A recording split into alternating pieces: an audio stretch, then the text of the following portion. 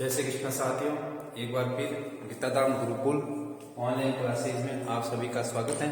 साथियों, हमारा टॉपिक चल रहा है पादप जल संरक्षण, जिसमें आज हम देखेंगे पादपों में जल का मार्ग। पादपों में जल किस माध्यम से पहुंचता है, कुछ टेक्निकल वर्ड है, उन वर्ड को याद रखना है।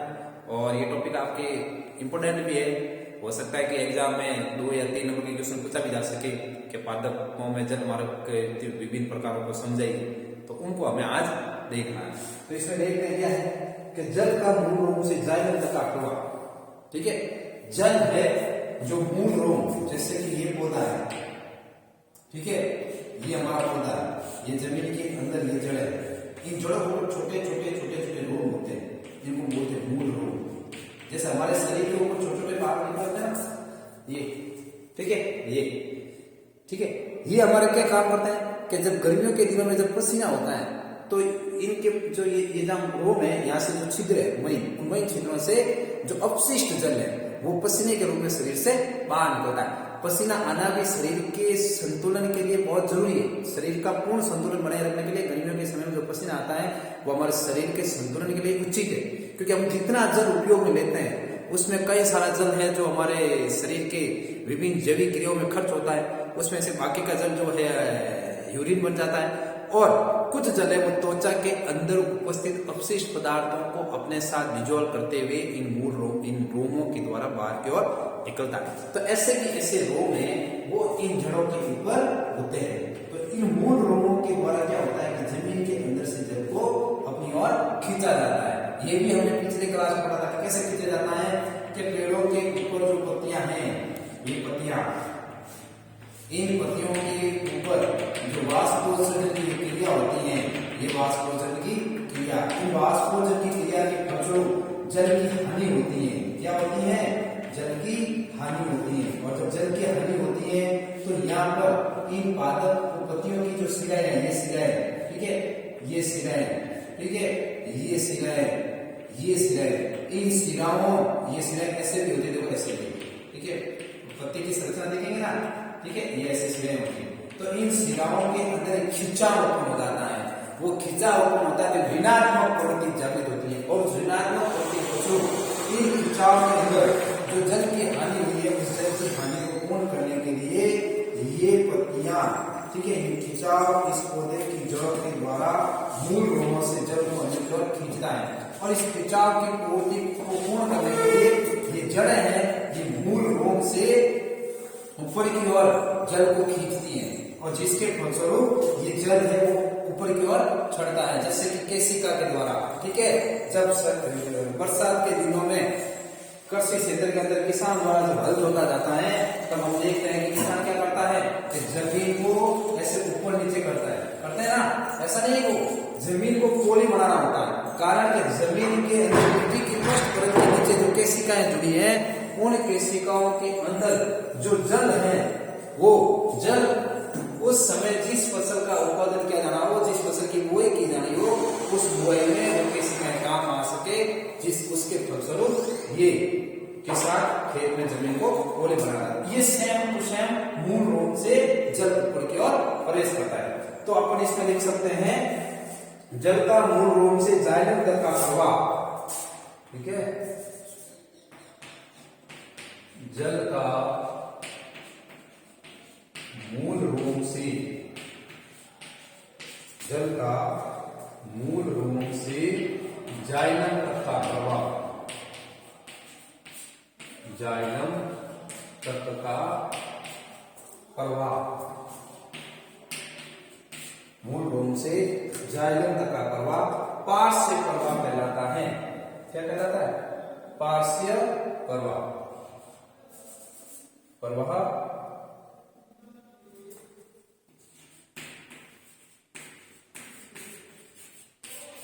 पार्श्व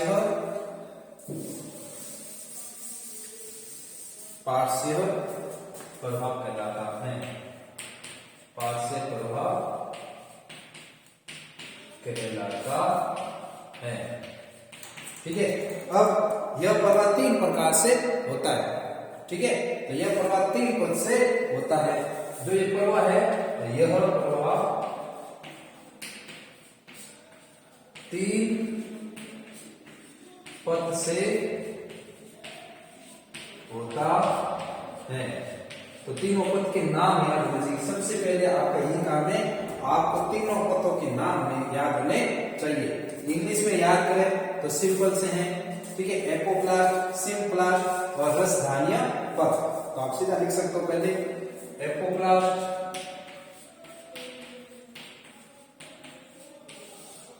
ठीक है, एपोप्लास्ट को अपलवक भी बोलते हैं। क्या बोलते हैं? अपलवक। और सेकंड नंबर है आपके सिम्प्लास्ट। कौन सा प्लास्ट? सिम्प्लास्ट, जिसे आपके संलवक भी बोलते हैं, संलवक। और तीसरा है आपके रसधान्य पद, रसधान्य पद, ठीक है।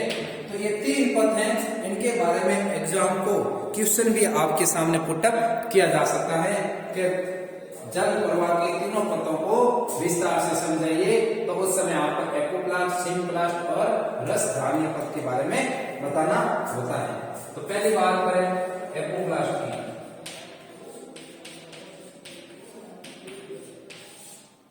एपोप्लास्ट की बात करें तो इसमें क्या होता है? तो देखो, पात्रों में जल का प्रवाह निर्जीव कोशिका भित्ति व कोशिकाओं के मध्य उपस्थित अंतर कोशिकीय अवकाशों द्वारा होता है। तो इस मार्ग को एपोप्लास्ट पद कहते हैं। एक टेक्निकल वर्ड है कुछ, तो आपको इसको याद भी करना पड़ेगा। तो आप इसको लिखो, पात्रों में जल का प्रवाह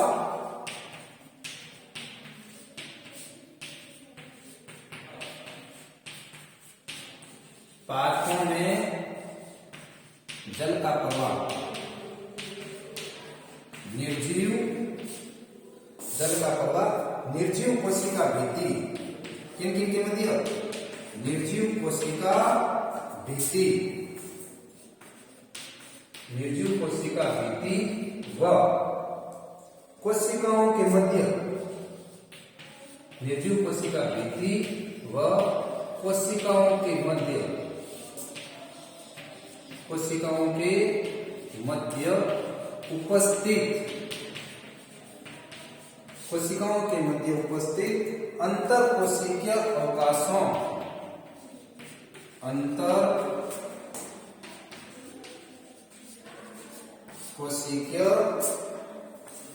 अवकाशों द्वारा, अंतर कोशिकीय अवकाशों द्वारा होता है,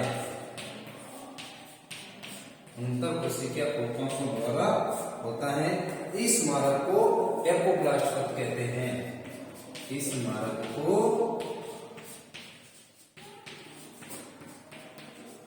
एपोप्लास्ट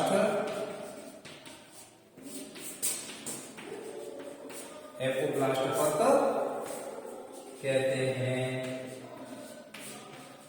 ठीक है।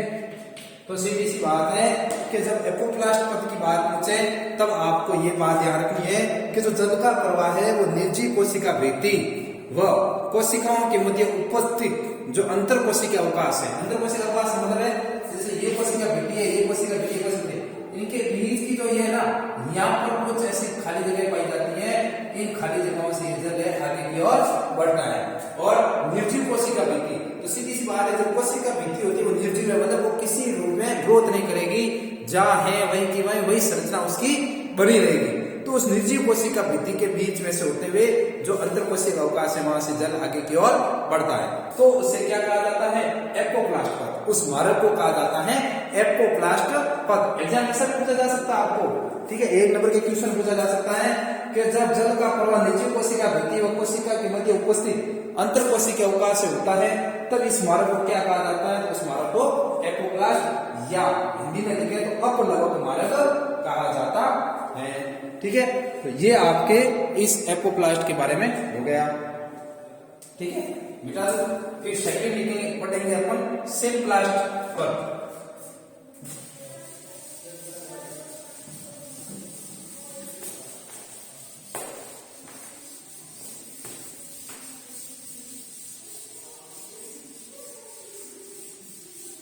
सेकंड लिखो सिम्प्लास्ट पद।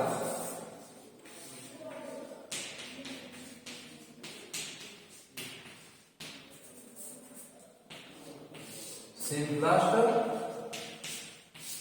पद। तो इसके अंदर क्या होता है पहले समझ लो। जब जल एक कोशिका से दूसरी कोशिका में जीव द्रव्य तंतुकों या प्लाज्मोडेस्माटा अर्थात जीव द्रव्य से होते हुए होता है तो इस प्रवाह को सिम्प्लास्ट पद कहते हैं। सीधा सा बात है कि जब जल का प्रवाह है वो एक कोशिका से दूसरी कोशिका में, ठीक है, जीव द्रव्य के माध्यम से आगे की ओर बढ़ता है तब इसको क्या कहा जाता है, सिम्प्लास्ट पद। तो देखो जब जल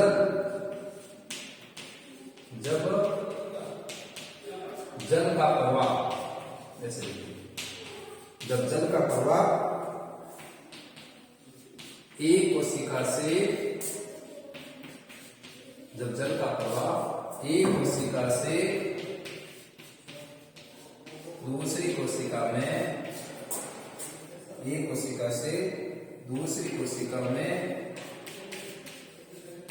दूसरी कोशिका में जीव द्रव्य तंतुकों, जीव द्रव्य तंतुकों से होते हुए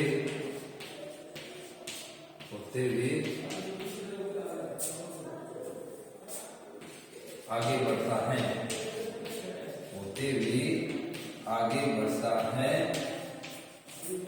तो इसे,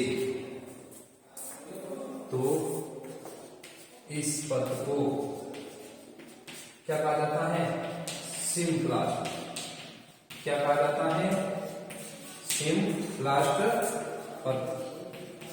ठीक है, देखो तो पहले वाले में एपोप्लास्ट में निर्जीव कोशिका भित्ति का रोल था और सिम्प्लास्ट में जीव द्रव्य का रोल है, जिसे हम प्लाज्मोडेस्माटा भी कहते हैं। यानी चलिए तो जीव द्रव्य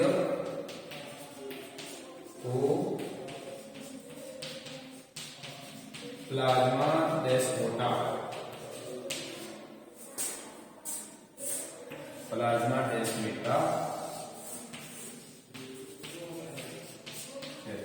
ठीक है। कहीं पर आपको प्लाज्मोडेस्माटा भी शब्द मिलेगा तो आप कंफ्यूजन ना हो। फिर है ये हो गया आपका इस प्रकार से। अब एक सिम्प्लास्ट जो पद है इसमें एक चीज और है, ठीक है। इस पद में प्रवाह का कारण क्या है, तो जो सिम्प्लास्ट पद है इसमें पद का कारण है प्रवाह में परासरण की क्रिया।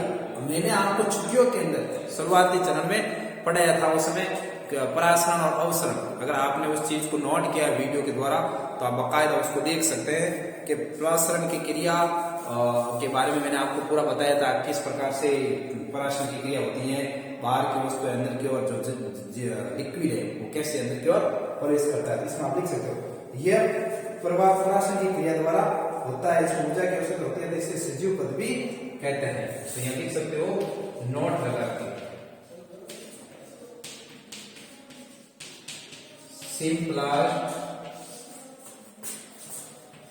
पद में परासरण की क्रिया, ठीक है, परासरण की, सिम्प्लास्ट पद में परासरण की क्रिया, परासरण की क्रिया होती है, ठीक है। सिम्प्लास्ट पद में परासरण की क्रिया होती है जहां ऊर्जा की आवश्यकता रहती है, जहां ऊर्जा की आवश्यकता, जहां ऊर्जा की आवश्यकता रहती